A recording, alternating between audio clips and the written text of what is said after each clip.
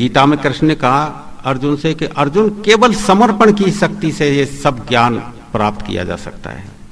समर्पण पे जोर दिया कि अर्जुन तू रिश्तेदारी के रूप में यदि तू चाहे कि मैं दया करूं तेरे ऊपर, यह संभव है।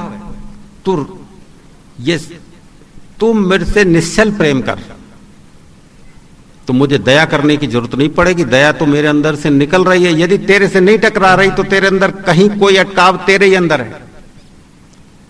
मेरे अंदर से दया बदस्तूर निकल रही है, दूसरों को टकरा रही, तुझे क्यों नहीं टकरा रही? तो तेरे अंदर की कमी को देख, तू कहां कमी रह रही तेरे अंदर।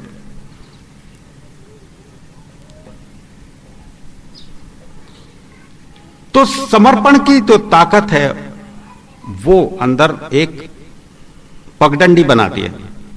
समर्पण की ताकत,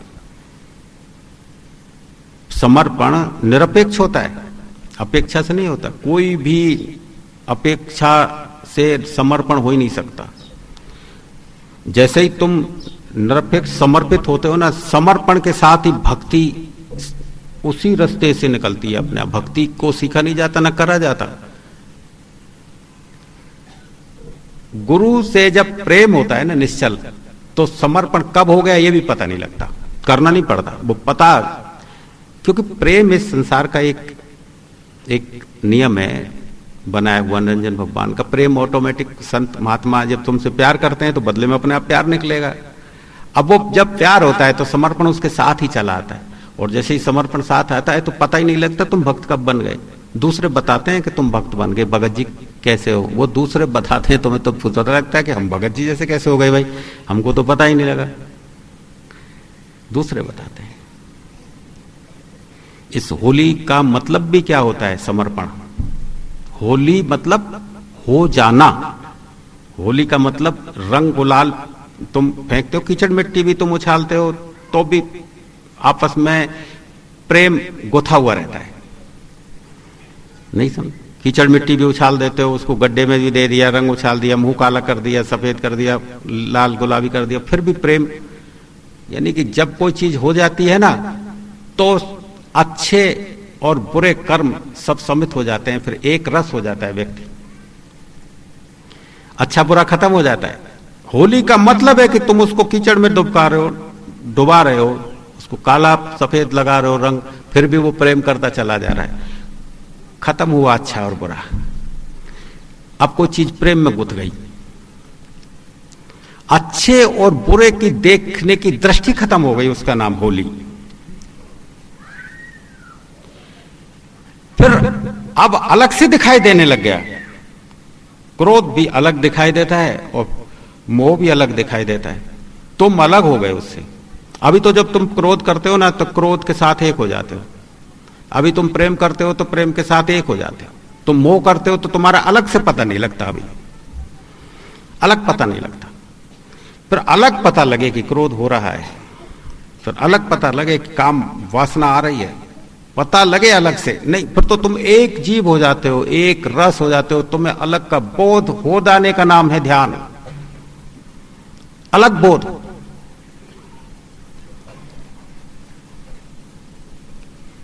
तो होली के तुम सुनते हो, ये प्रहलाद को जैसे अग्नि बताते, कोई कहानी इस तरह कहती है कि प्रहलाद को अग्नि में जलाया गया था, लेकिन वो मरा ही नहीं। अग्नि, मृत्यु ने उसके ऊपर कोई प्रभाव नहीं डाला। प्रहलाद को जब अग्नि में अपन होली के दिन होलिका दहन करते हैं ना, तो वो प्रतीक किस चीज का है? प्रहलाद को उस रोज जो है वो होली में जलाया गया था। उसकी कोई बुआ लेके बैठ गई, लेकिन मृत्यु ने उसके ऊपर कोई प्रभाव ही नहीं डाला।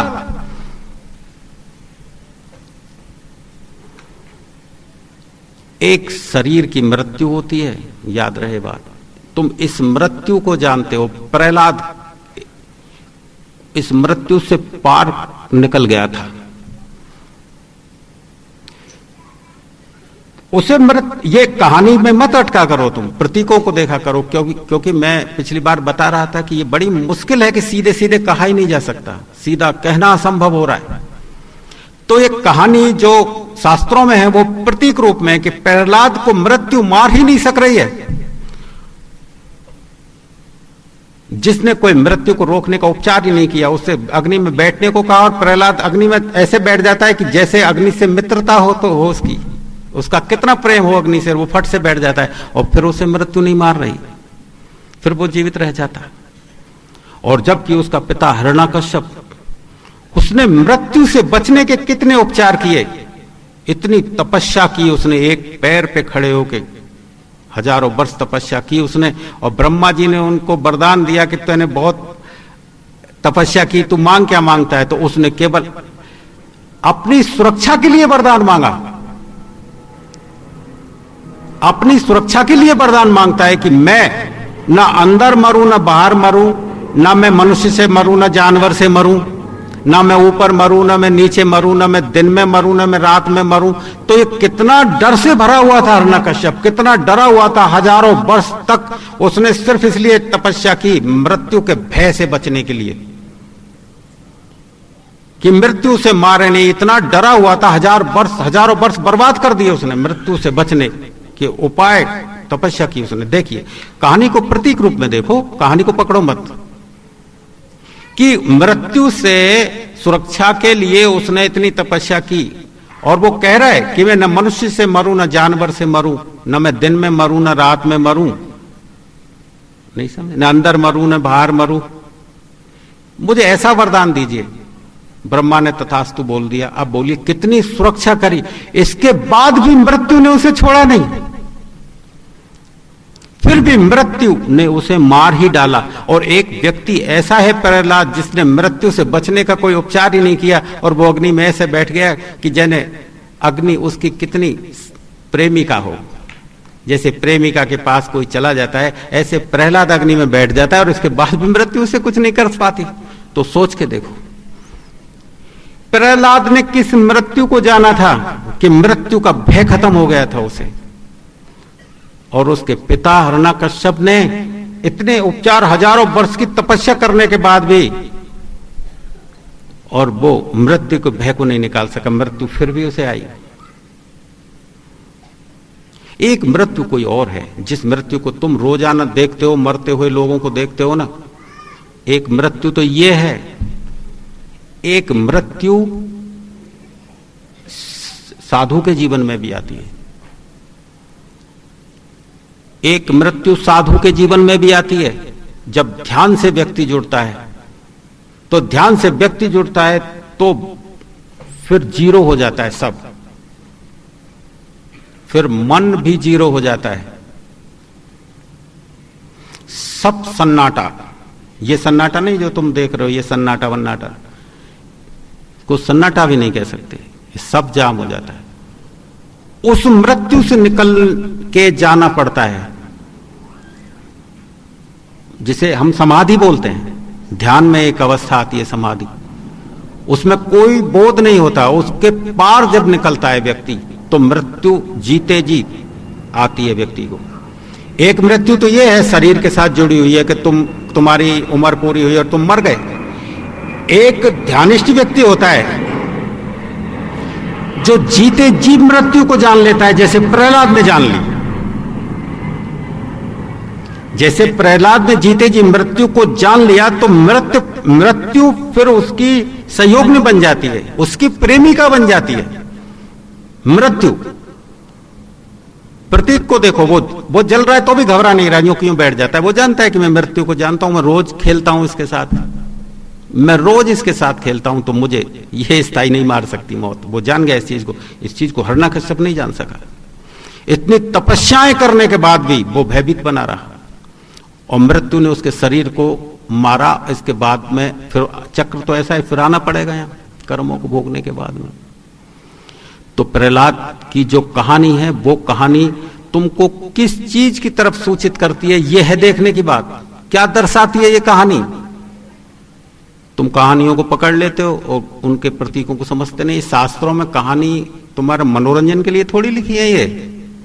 इन कहानियों का कोई आशय है कि एक व्यक्ति अग्नि में ऐसे बैठ रहा है जैसे कोई वाफिक हो अग्नि से, और एक व्यक्ति मृत्यु से बचने के लिए हजारों वर्ष तक तपस्या कर रहा है, और फिर भी उसे मृत्यु घेर रही है, फिर भी डर रहा है, भाग रहा है, रो रहा है, चिल्ला रहा है।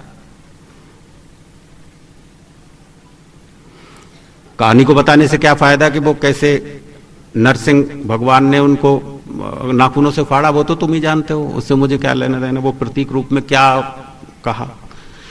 लेकिन सबसे बड़ी बात यह है कि मनुष्य जीवन में आकर के ऐसा क्या करें कि मृत्यु के पार का आनंद जान सको। तो मृत्यु की पीड़ा से परिचित हैं आप, दिनों दिन करके मर रहे हो, बचपन निकल गया, जवानी तक मरे ही हो, तभी तो जवानी आ गई, और जवानी के बाद बुढ़ापे सफेद बाल आ जाएंगे तो बुढ़ापे तक तुम मर गए, और जब अग्नि चिता में रख दिए जाओगे जब पूरे मर गए, तो धीरे धीरे करके मृत्यु तो तुम्हारे समीप आती चली जा रही है।